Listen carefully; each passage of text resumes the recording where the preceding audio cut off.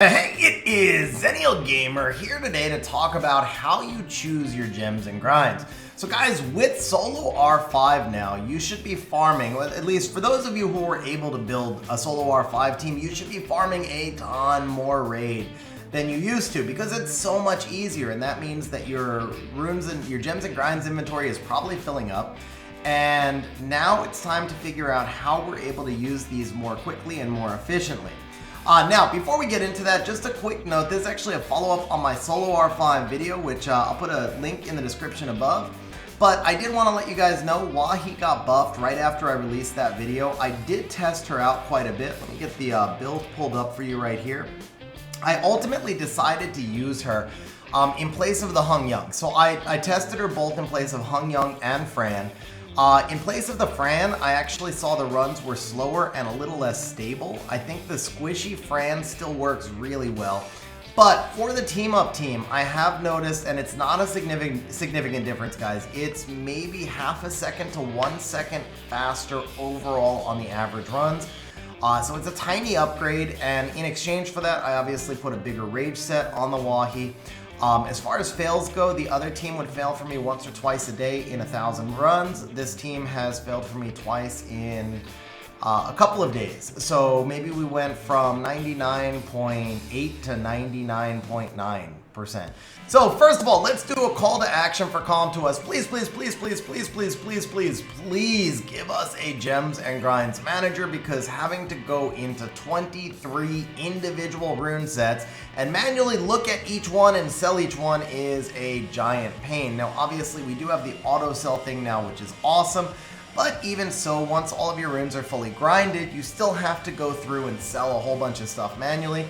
Plus, there's times where you disconnect or you forget to sell or whatever, and if there's like, you know, over time, if it's once or twice a day where you forget to sell after a run, it builds up. So, Artifact Manager, please! Anyway, guys, what you're gonna do is, or at least what I do, is I start off by picking the rune set that has the most grinds. In this case, that's gonna be Despair for me. I go through and I sell all the stuff I don't want to use. So I get asked this question a lot: should you sell the blues? The answer for most of you is no. I do, because almost all of my runes are gemmed and grinded, and the runes that aren't are not being used and not in need to be used anytime soon. I have 350 monsters rune. I'm very much an end game player. But if you're still in a progression phase, anywhere in a progression phase, and you're still improving your monsters, and especially if you don't have all of your runes max gemmed and max grinded, then you should be keeping the blues, at least for the HP, attack, and defense percent, and the speed grinds. I would probably sell the speed gems because you're probably not going to use a rune even if it max rolls with only 6 speed. But keep the blue grinds because those can be useful. Sell the accuracy, crit rate, crit damage, and resistance because they're not efficient enough. With the heroes, sell all the flat stats, gems and grinds, and keep everything else. And with the legends, just keep it all. Okay, now that we've picked our rune set, the next thing we're going to do is obviously just come straight into the rune, and then we're going to sort by sub-property, and we are going to come over here into the Summoner's War Optimizer. You guys, for those of you who know my channel, you know I do everything in the Optimizer. I can't imagine playing the game without it. So for those of you who don't use the Optimizer, obviously my first recommendation is use it. But if you can't use it for some reason, then you could still kind of follow along with the theories that I'm using here, and then just do it by manually looking at your runes. It's a longer process, but it still works. Now, in the Optimizer, we've got our runes loaded up. So the first thing I'm going to do, we're actually going to jump back over here to the game, is I am just going to click on Enchant and see how many I have of each thing. So I've got 2 heroes. Looks like that's a bad rune to enchant. Let's find one that's not as well grinded. Alright, we'll just scroll down. So we've got 2 hero HPs and 5... we've got 2 legend HPs and 5 heroes. I scroll down, I've got 16 attack, I've got 7 defense, and I've got 21 speed. Obviously, I haven't grinded my Despair runes in quite a while, but also most of them are pretty close to max. So I'm going to come over here to Swap Pro. I'm going to start with the speed because I've got 21 of them, and they're easier to max roll. We just put substat speed, and then I come over here and I click on grind value. So this is a new feature in the Optimizer. It was added maybe 3 months ago, maybe 2 months ago. We have grind value and we have gem value now. So we're going to look at both of those, but we'll start with grind value. When we sort by grind value, it brings my highest grind to the top. And then if I just resort, it brings my lowest grind to the top. It's that simple. Now, because I've got 21 speed grinds, I'm also going to come up here and I'm going to put no ancients to limit the list. Because I've got 21 speed grinds, I'm going to grind everything. But maybe you've only got 4 or 5 speed grinds and you want to make sure you're putting them where they need to be. Then you come up here to this efficiency slider. This was added to the optimizer maybe 6 months to a year ago. And we're gonna just swing this up here to like 96%. And we're gonna come back and look at speed and look at all these runes I have that are 96% or above. We forgot to do one thing here. We also need to make sure we put our set on despair. So we're gonna put our set on despair. Now we come back, we look at all these runes, 96% and above, and look at that, I've only got 2 runes that I can actually regrind. So that made it really easy right off the bat. Now, is efficiency the most important thing? Not always. Sometimes it is, but not always. So there's other options we can use. We can come over here to location and we can say equipped on monsters. And we limit it just to the monsters that are already using runes. Now I have no runes to grind. So I can swing back over here, I can lower my efficiency slider more, and I just came up with 3 more.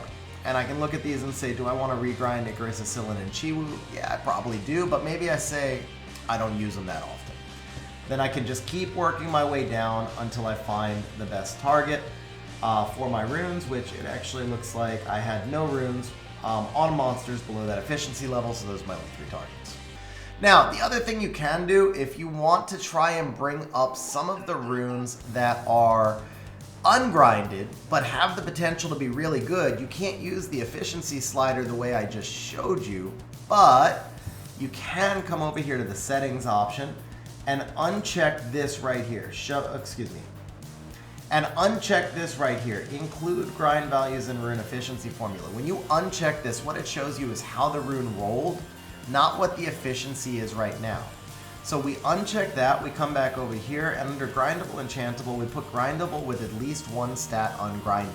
So this now gives me a list of the runes that have speed with at least 1 stat ungrinded. We're gonna put this to any monster.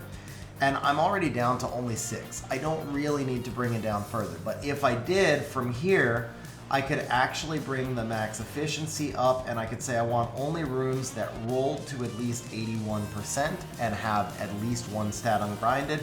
And that way I'm grinding the runes that have the potential to be the best runes. So I'm taking the runes that I haven't started to grind yet and I'm making them awesome. Now, most of you probably already know that you can actually grind the rune in the optimizer. You would click on the little G that's right over here. And then we're gonna say, hey, we hit this with a speed grind, it went up to +4, and now that rune will show me +4 down here as well. But you don't necessarily have to do that. It depends on how many gems and grinds you're using, and if you're trying to keep track of things as you go. You can also just grind a bunch of stuff and then log out and log right back in and get an updated JSON. That's what I do, it's less work. Usually I'll work my way through 1 rune set, and then I'll get an updated JSON and go to the next rune set. Or if I get a little confused while I'm doing the runes, like I lose track of stuff, then I'll just refresh my JSON. It still comes out way more efficient that way. Now, when we're looking at this, a couple of other things we can do. Maybe you're not doing despair, maybe you're doing swift. So for my swift runes, if I'm doing speed grinds, then all I'm actually looking at is what's my fastest rune. Like honestly, that's all we care about with swift. So we're gonna turn off the grind value, we're gonna go back to stat value, and we're just gonna sort by fastest rune and then just work our way down the list. And if I have a legend speed grind, this is the next rune that I'm hitting, right?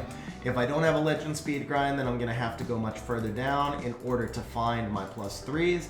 But the nice thing is, as we come through, because I have always grinded swift from fastest to slowest, I'm able to skip forward a bunch of pages and find that this is where my next +3 goes. Now, there is another feature that you can use over here. It's filter by specific grind or enchant. I've used this for the enchant, which is the gems, but for the grinds, I mean, we can filter it, honestly. So let's just say we want to grind this violent defense % hero. So we filter this, obviously, because we have swift here, nothing came up.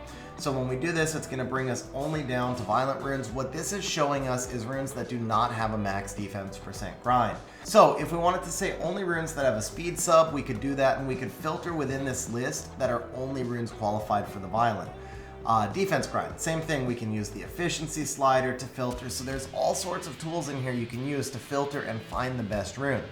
Now, is it worth getting that in depth for most grinds? No, honestly.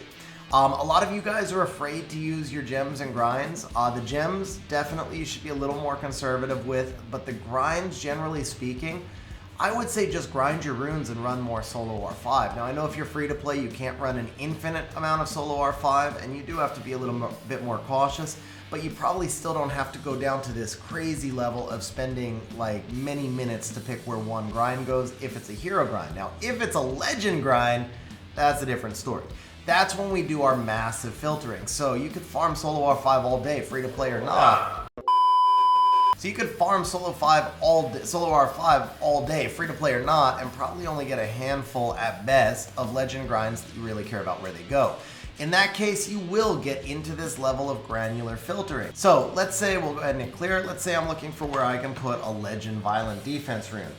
A defense grind. That's where I'm gonna start to get down into this granular level of just finding the absolute rune that needs it the most.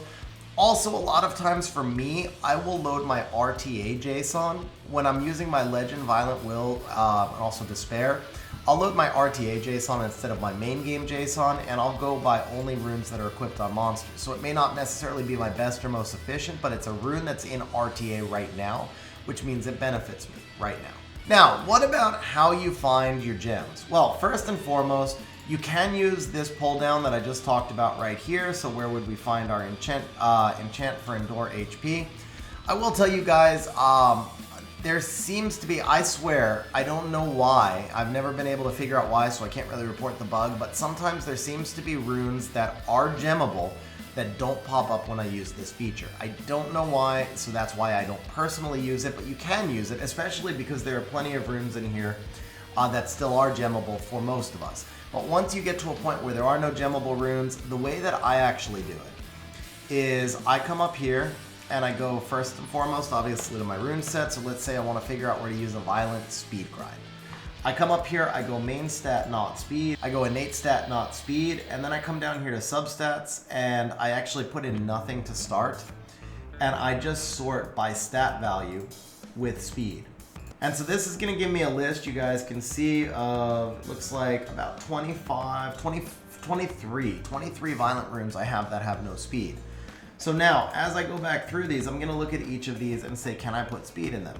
Well, I can put speed on this violent attack 4, but it's not a great rune. It's not my first priority. I cannot put speed here, here, or here because they already have gems unless I want to take those gems off. Usually I trust myself and don't spend a lot of time analyzing my past gem decisions unless I have nowhere else to put this speed gem. Like maybe every rune is already gemmed. Then I might start looking at some of the old gems and I might look at the values also and say, well, this was only an 8 or whatever. But that's how I'm going to do it. I'm going to keep going down. I'm going to look for what I haven't gemmed yet, or if I see something with like accuracy or resistance gemmed, I do double check that. So like in this case, the Masha has accuracy gemmed. It's on a slot 5 rune. Gemming in accuracy on a slot 5, generally never a good idea. Makes me think it's a very old rune or it was a rune that was done for a very specific build. So in this case, I would like to put speed on it. And then I ask myself, does it affect Masha? No, it doesn't. I really don't care about Masha. And then the last thing I do is look at it and say, is it going to be a good rune if I gem in speed? And the answer to that is no. So when I look at this 87%, it tells me that all the rolls were pretty low. The defense is innate, it can't be grinded. I look at these grinds, they're both max. So if I gem in speed, the only thing this rune has going for it is that it's 15 crit rate. But for my account, it's not going to be a good enough rune to ever use an RTA, siege defense, probably siege offense, and so it's not worth me wasting a gem on it. And that's the next question you ask yourself is this rune worth a gem? Now, with Violent and Will, I am very, very stingy with my gems and with my legend grinds, and especially my legend gems. To a lesser extent, with Despair, I can be kind of stingy, but I don't farm giants, so my Despair runes are mostly max grinded. With everything else, I don't really care. Like, I just make the best runes I can, and my whole philosophy is, as long as I've been playing this game, is make the best runes you can, get those runes onto your monsters on the next FRR. I used to do a complete account overhaul like every month. When I was early game, mid game, and even the starting part of late game, I would completely rebuild my account from the bottom, or from the top down, every single month on FR. They were like 14, 16-hour days. It's a lot of work, but I would notice the difference because I would have all my best new runes, all those runes I spent the last month farming, And all the good runes that were being used to make like a bad set okay on my worst monsters, all those new good runes moved up to my top monsters. My top monsters would be so much stronger. All the other runes would trickle down to the other monsters. And what you guys want to, like, if most of you, if you have not done an account rebuild in like 6 months or a year, if you go look in the optimizer, I guarantee you can go look at like your 50th worst monster by efficiency, and you'll see that monster has runes that are like 60, 70, 60, 70, 124, 60. And the only reason that monster is 80% efficiency is because it has the single best rune on your account, propping up 5 other runes that should be sold. So that's the value of doing an account overhaul, is that best rune on your account, that's going to move all the way up to one of your top few best monsters. And then you're going to realize that the set that you had on whatever monster was there is total garbage. You're going to re-rune that monster with your newer, better runes and sell all the old junk that was sitting on your monster. It makes your farming more efficient also, because a lot of times when you have all these crappy runes on old monsters, that means you have better runes sitting in your inventory. And then you start selling runes that would actually be usable because they're not as good as your inventory runes, but they're better than what you have on your monsters. Anyway, I digress from the account overhaul thing, but the point here is that for the most part, you want to use your gems and grinds, except for the legends. You want to use your gems and grinds as you get them because it makes your account stronger and it helps you progress faster. The faster you progress, the more you can farm to get more gems and grinds. Just be stingy with your Violent Will, maybe your Despair, maybe your Swift if you're a turn 1 player, gems, and with the legends for all of those sets. Anyway guys, that's going to be it for today's video. Hopefully guys, you were able to take away some of the value of some of the new features that were added into the optimizer recently. Hopefully it'll make it a little bit easier for you guys to gem and grind your monsters, or gem and grind your runes. But as always guys, I appreciate you watching. Hope you enjoyed the video. Do me a favor guys, please remember, if you're not subscribed yet, please subscribe, turn the bell notifications on, make sure you smash the like button and leave a comment for the YouTube algorithm. All of those things both help me as a creator and encourage me to create more content. So guys, on that note, I appreciate you watching, and we'll see you next time.